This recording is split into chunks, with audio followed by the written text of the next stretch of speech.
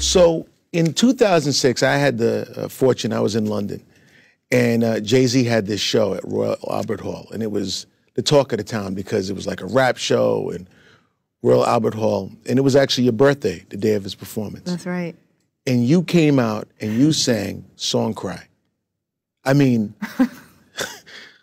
everyone was floored because before they revealed it was you, it was just the voice. Right. And that's a very soulful song, right, as you know. How did it feel to be a part of that moment? Well, when Jay asked me to sing that song, I just thought that's, you know, the sample is, she's so amazing. And then like Mary J sung it and everything. And I thought, this is really unfair. But he was like, it's your birthday. Come on, you got to do it. So I said I would do it. I was so nervous that night, but right before I went out, I had a little glass of champagne and said a prayer. What did it mean for you to you to be a part of that? It was amazing on a lot of levels. I mean, you know, Jay is a person, one of the people that I respect most in the world, and he's such an iconoclast in so many ways. And you know, here he was playing the Royal Albert Hall. This is like the whitest, most classical venue on earth. Was that like a tanning moment for London to have Jay there? Yes, absolutely.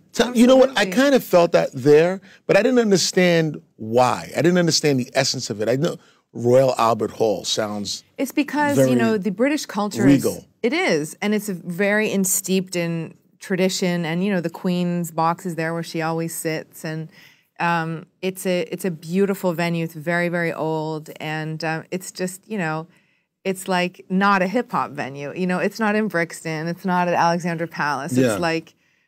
It's like an opera house, basically. So to have him there, and he killed it. I mean, how great was that? Oh, the show, it was magical evening. It was magical. He was amazing, and it was a tanning moment. It was good. You know, but he does that everywhere he walks, I feel like, just changes the culture without people. You know, we had him on the show, and we spoke about Glastonbury and, you know, what that meant to tanning for him to go out in Glastonbury. Yeah.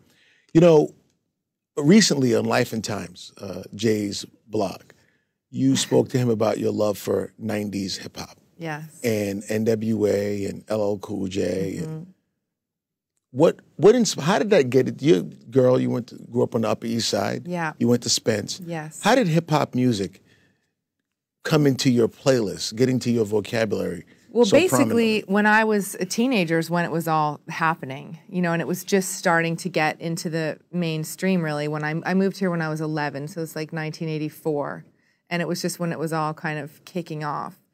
And the collegiate boys who, you know, are on the West Side, they introduced us to hip hop. It was the Beastie Boys first. It was kind of our way in, and then we got super into it, and then I was like on a discovery. Then I was really into this band called Shinehead. I never been able to find it. Do you remember them? No. Shinehead? I think they were from Boston, and They had a smash? I don't even know if they had a smash, but I had this tape that I listened to on my Walkman over and over again. And they weren't, you know, they weren't gangster. They were sweeter. And then when I went to LA one summer to work in a restaurant is when I found NWA, and then you got into the gangster thing. That was it. I'm not going to ask you to do the police. But you do a very good job of it. Thank you. You heard it in private. Yes. Well, actually, no. Actually, you did it for the show British Talk Show. Oh, yeah, yeah. You did a little bit of that. It was actually Gangsta, that one I did on that one. It's on the same album. It is. I'm going to make a left turn here for a second. I'm going to ask you about hair. Okay. Hair.